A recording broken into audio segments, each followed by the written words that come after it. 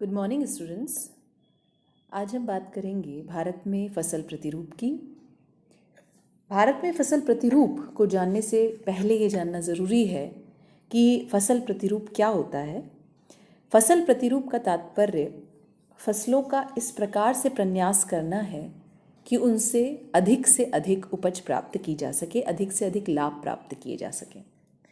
जैसा कि आप जानते हैं कि भारत में फसल प्रतिरूप मुख्य रूप से रबी, खरीफ और जायद की फसल के रूप में है। रबी की फसल जो कि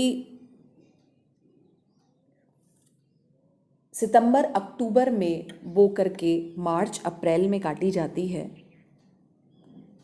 जिसमें गेहूं, चना, जौ प्रमुख हैं। इसी प्रकार खरीफ की फसल, जिसे मानसून की फसल भी कहा जाता है, जो कि अप्रैल मई के महीने में बोकर सितंबर अक्टूबर तक काटी जाती है। जो जायद की फसल है वो मुख्य रूप से जिनमें सब्जियां मुख्य रूप से सम्मिलित की जाती हैं। ये रबी और खरीफ के सीज़न के पीरियड के बीच में और शॉर्ट टर्म के लिए, कम समय के लिए होती हैं। अब हम अगर भारत में फसलों का प्रतिरूप देखें तो मुख्य रूप से फसलें अनाज, जिनसे भोजन प्राप्त होता है, जो कि अधिकतम मनुष्य के उपभोग के लिए उगाई जाती हैं, जिनमें गेहूँ, चावल, मक्का, बाजरा इत्यादि सम्मिलित हैं। दूसरी कमर्शियल क्रॉप्स यानी व्यापारिक फसल, जो कि सेमी प्रोसेस्ड या बिल्कुल रॉ फॉर्म में सेल के लिए उगाई जाती हैं, जिनमें cotton, jute, sugarcane, tobacco, oil seeds सम्मिलित हैं। इसी प्रकार से प्लांटेशन क्रॉप्स यानी रोपण कृषि, रोपण फसलें, जो कि बहुत बड़े क्षेत्र में उपज की जाती हैं, जिनमें चाय, कॉफ़ी, इनके बागान, जैसा कि आपने सुना होगा कि इनके बागान होते हैं, बहुत बड़ा एस्टेट होता है, बहुत बड़ा क्षेत्र चाहिए। कोकोनट, रबड़ प्योरली कमर्शियल कंजम्पशन के लिए है। और चौथा है हॉर्टिकल्चर, जिनमें फ्रूट्स और वेजिटेबल्स मुख्य रूप से उगाए जाते हैं, यानी फल और सब्जियों की उपज इसमें मुख्य रूप से की जाती है। इन्हें हॉर्टिकल्चर का नाम दिया जाता है। अगर फसल प्रतिरूप के प्रकारों की बात की जाए, जो इसमें मुख्य सिस्टम में तंत्र के मुख्य हिस्से हैं, क्रॉप रोटेशन, जिनमें फसल का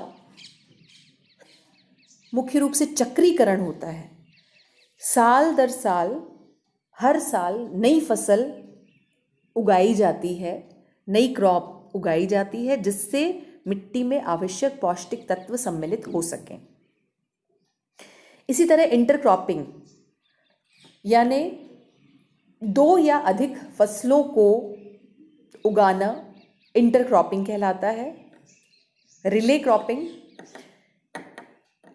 दूसरी फसल को काटने से पहले अन्य फसल उगाना, रिले क्रॉपिंग की संज्ञा दी जाती है। इसी तरह मोनोक्रॉपिंग, जिसमें संपूर्ण क्षेत्र में केवल एक ही फसल उगाई जाती है। सीक्वेंस क्रॉपिंग, एक के बाद, मतलब एक फसल जब पूरी तरह तैयार हो गई, कट गई, तब दूसरी फसल उगाई जाती है, उसे सीक्वेंस क्रॉपिंग। एंड रटून क्रॉपिंग, जिसमें कटने के बाद, फसल को काटने के बाद उनकी जड़ों से ही दोबारा फसल को पुनर्वृद्ध किया जाता है, पुनरुत्पादित किया जाता है, रीग्रो किया जाता है। तो भारत में ये सारे क्रॉपिंग सिस्टम, ये सभी इसके प्रकार हैं। इन्हें शॉर्ट में आप बता सकते हैं अगर क्रॉपिंग पैटर्न की बात करते हैं। क्रॉपिंग सिस्टम को अडॉप्ट करने के, अगर हम फसल प्रतिरूप, इन सब गतिविधियों को, प्राकृतिक विधियों को अडॉप्ट करते हैं, तो उसके जो लाभ हैं, उससे मृदा की उपजाऊपन, फर्टिलिटी बढ़ती है, बनी रहती है। क्रॉप ग्रोथ, फसल की वृद्धि बढ़ती है। डिजीज़, फसलों के द्वारा जो डिजीज़ होने की संभावना है, कोई उनमें कीड़ा लगने की संभावना है, कम हो जाती है। खरपतवार को कंट्रोल किया जा सकता है। पेस्ट यानी जो कीड़े और इंसेक्ट इसमें लगते हैं, उनकी वृद्धि को रोका जा सकता है। सॉइल कवर यानी मृदा का जो प्रोटेक्शन है, कवर है, वो बढ़ता है। इसमें रिसोर्सेज का अधिक एफिशिएंटली, इफेक्टिवली इस्तेमाल किया जा सकता है। क्रॉप फेलियर के रिस्क बहुत कम हो जाते हैं और फूड और फाइनेंशियल सिक्योरिटी किसान के लिए बढ़ती है। तो ये सारे, जो भारत जैसा कृषि प्रधान देश है, जहाँ पर लगभग 70% जनसंख्या कृषि में लगी हुई है, और किसान का भविष्य, जिसे कि मानसून पर आधारित जुआ कहा जाता है, उसमें इस प्रकार की प्राकृतिक विधियां, तकनीकें निश्चित रूप से कृषक उपयोगी होती हैं। इसीलिए जो फसल प्रतिरूप है, इसे भारत जैसे देश में स्वीकार्य करना स्वाभाविक है। Thank you and take care.